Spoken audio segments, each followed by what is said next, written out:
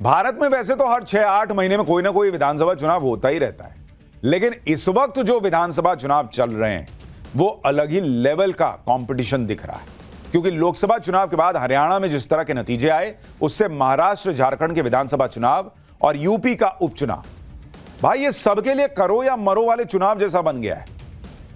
आप देखिए ना, महाराष्ट्र में असली एनसीपी कौन तय होना है, असली शिवसेना कौन ये तय होना है, राहुल गांधी की नैया डूबेगी बचेगी ये तय होना है, नरेंद्र मोदी क्या हरियाणा के बाद भी पार्टी को उसी ट्रैक पर लेकर चल पाएंगे जैसा उन्होंने रिकवरी की हरियाणा में, ये तय होना है। मतलब बहुत कुछ दांव पे लगा हुआ है, और इसलिए आप देखिए कि इस चुनाव में लोग पर्सनल लेवल तक पे कमेंट करने पर चले गए। कोई किसी के कपड़ों पर बोल रहा है, कोई किसी की पत्नी तक पे बोल दे रहा है, कोई बटेंगे तो कटेंगे का नारा दे रहा है, तो कोई मुसलमानों से कह रहा है कि अगर मोदी को वोट दे दिया तो तुम मुसलमान कहलाने लायक नहीं रह जाओ। इस लेवल की बातें चल रही हैं इस बार चुनाव में। लोग कह रहे हैं कि मुसलमान ने अगर मोदी को वोट दिया तो उसको अपना नाम बदल लेना चाहिए। मतलब इस लेवल की राजनीति तो किसी विधानसभा चुनाव में शायद पहली बार दिख रही होगी। सिर्फ 5 दिन बचे हैं वोटिंग और मोदी योगी शाह की तिकड़ी ने इंडी गठबंधन के पसीने छुड़ा रखे हैं। इंडी गठबंधन से भी राहुल गांधी, उद्धव ठाकरे, शरद पवार सबने सियासी घोड़े खोल रखे। ओवैसी अलग बवाल मचाए हुए हैं। इस सब के बीच ही यूपी में उपचुनाव के लिए भी वोटिंग है, तो वहां भी गर्मागर्मी बढ़ गई है। महाराष्ट्र, झारखंड में झंडे गाड़कर योगी यूपी उपचुनाव में जुट गए हैं। अखिलेश यादव भी योगी के यूपी में उतरते ही सब कुछ छोड़कर योगी पर बरस पड़े, क्योंकि ये चुनाव ही ऐसे हैं जिसमें सबकी साख दांव पर लगी है। भाई योगी को भी तो साबित करना है कि यूपी में जो सीटें कम आई बीजेपी की, वो एक बार हो गया, बार बार नहीं होगा। अखिलेश को साबित करना है कि वो तुक्का नहीं था। इसलिए हम कह रहे हैं कि भाई ये अलग लेवल का चुनाव है। उपचुनाव में, विधानसभा चुनाव में इस लेवल की फाइट नहीं होती थी। सोचिए अगर महाराष्ट्र और झारखंड भी नरेंद्र मोदी ने जीत लिया तो इंडी गठबंधन तो कहीं का नहीं रहेगा। राहुल गांधी ये जो संविधान की कॉपी लहरा रहे हैं, वो उन्हें छोड़कर कुछ ठोस राजनीति सोचनी होगी। लोग राहुल गांधी को मानने से इनकार कर देंगे इंडी गठबंधन का नेता। भाई ये लोग तो सिर्फ माहौल बनाने में आगे रहते हैं। नतीजे आते हैं तो फिर इन्हें ईवीएम याद आने लगती है। माहौल बनाने में तो ऐसा आगे हैं कि उद्धव ठाकरे के हेलीकॉप्टर की जांच क्या हुई थी, वीडियो बनाए गए, विक्टिम कार्ड खेल दिया कि भाई उद्धव को टारगेट कर रहे हैं। कहा गया कि क्या मोदी शाह के हेलीकॉप्टर की कभी जांच की गई? और आज ही आप देख लीजिए कि बीजेपी के बड़े बड़े नेताओं की फिर से हेलीकॉप्टर की चेकिंग हो गई। कल तो हुई थी, देवेंद्र फडणवीस, क्या नितिन गडकरी, सबकी तो चेकिंग हुई थी। सीएम शिंदे के हेलीकॉप्टर की चेकिंग हो गई। आज तो अलग ही लेवल का गजब हो गया। अमित शाह, गृह मंत्री अमित शाह के हेलीकॉप्टर के वो भी चेक कर लिया गया। अब बताइए, हर बात पे लोग माहौल बना देते हैं। उद्धव ठाकरे अपने हेलीकॉप्टर की जांच को लेकर हाय तौबा मचा रहे थे, लेकिन आज उनके एजेंडे की हवा तब निकल गई जब चुनाव अधिकारी अमित शाह का हेलीकॉप्टर चेक करने पहुंच गए। अमित शाह के हेलीकॉप्टर की जांच में क्या मिला वो आपको बताऊंगा। इस बीच पीएम मोदी और राहुल गांधी का भी हेलीकॉप्टर सुर्खियों में आ गया। पीएम मोदी तो 1 घंटे तक एयरपोर्ट पर ही फंसे रह गए। उसके चक्कर में राहुल गांधी को आधे 1 घंटे हेलीकॉप्टर में बैठकर इंतजार करना पड़ गया। बीच चुनाव में यह हेलीकॉप्टर वाला विवाद क्या हुआ, इसकी पूरी डिटेल भी आपको दूंगा। चुनाव को 360 डिग्री कवर करने वाले इस चैप्टर में यह भी बताऊंगा कि कैसे महाराष्ट्र में योगी आदित्यनाथ के कटेंगे तो बटेंगे वाले नारे पर तूफान खड़ा हो गया है। बीजेपी के अंदर ही कुछ नेता इस पर सवाल खड़े कर रहे हैं। लेकिन पहले इन तूफानी बयानों की एक झलक देखिए, फिर आगे की बात बताता हूं।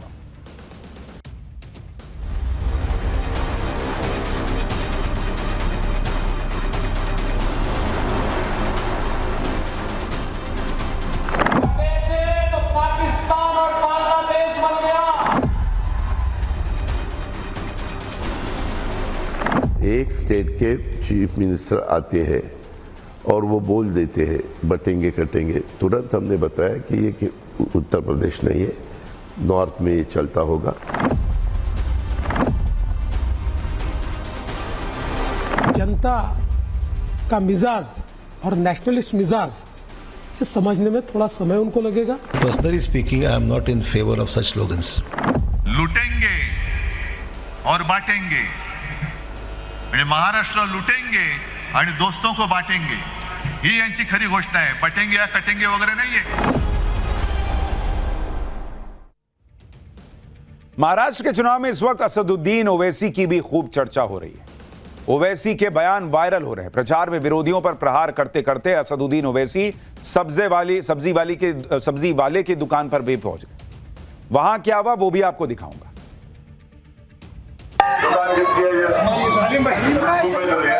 टमाटर कितना किलो है?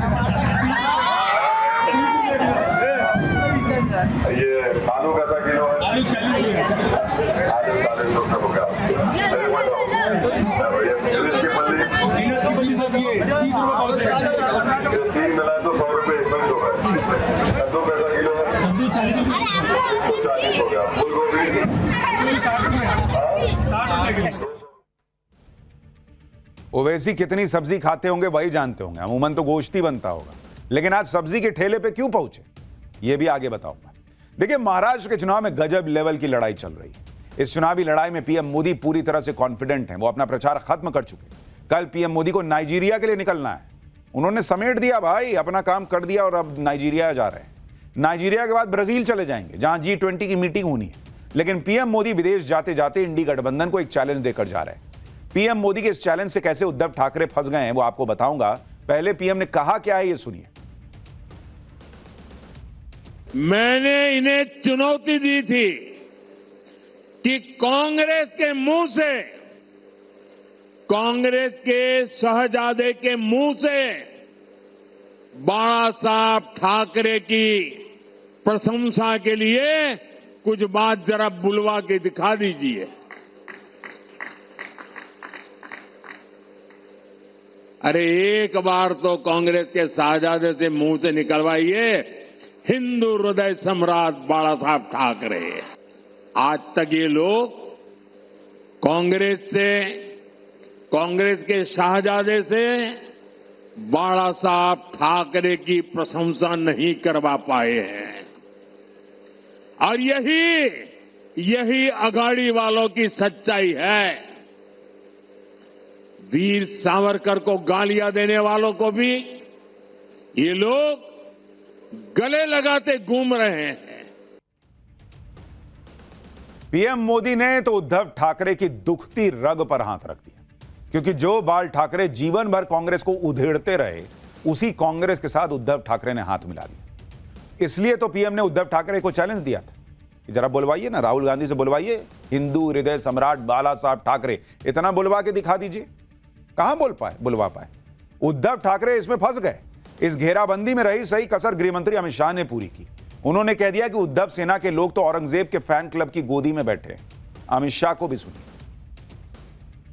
मैं आज उद्धव ठाकरे जी को पूछना आया हूं, ये उद्धव सेना के लोग औरंगजेब फैन क्लब की गोदी में बैठे हैं।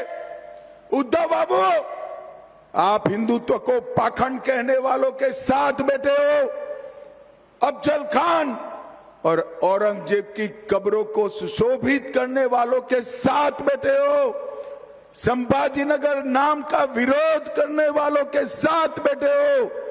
कसाब को बिरयानी खिलाने वाले के साथ बैठे हो और राम मंदिर का विरोध करने वालों के साथ बैठे हो। जरा याद करना, आपके पिताजी ने इस महाराष्ट्र को किस रास्ते पर ले गए थे और आप किस रास्ते पर चल रहे हो। दरअसल इस चुनाव में यह भी तय होना है कि बाला साहब ठाकरे की विरासत किस शिवसेना के पास रहेगी, शिंदे वाली शिवसेना या उद्धव ठाकरे वाली शिवसेना। और इसलिए मोदी, शाह, पूरी बीजेपी बाला साहब ठाकरे की विरासत की याद दिला रही है।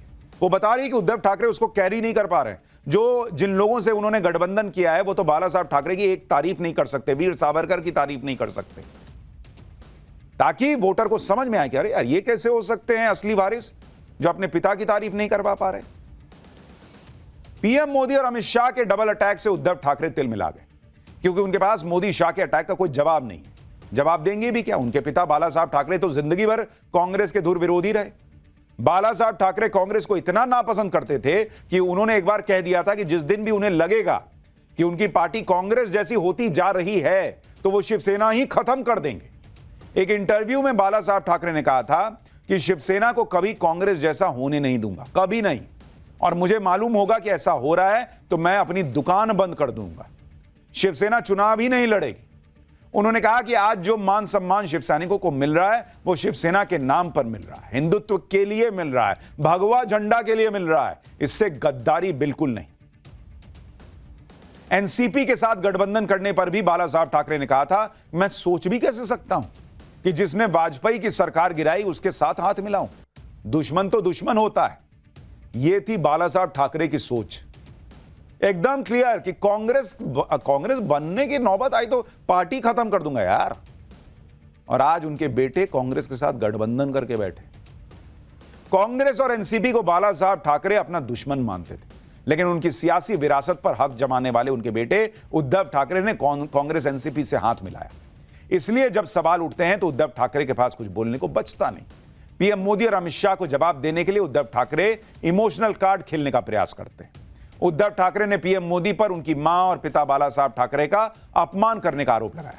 उद्धव ने कहा कि पीएम मोदी बाला साहब के वंश को साथ नहीं रखना चाहते, शिवसेना प्रमुख के बेटे को नहीं चाहते, उन गद्दारों को अपने साथ ले जाना चाहते। उद्धव ने कहा कि आप बाला साहब और मेरी मां का अपमान कर रहे हैं। मोदी जी, आपके संस्कार कैसे हैं? उद्धव ठाकरे के सामने दिक्कत यह है कि वो चुनाव में खूब माहौल बनाने की कोशिश तो कर रहे हैं, लेकिन ये इमोशनल कार्ड चलेगा या नहीं ये उनको भी नहीं पता।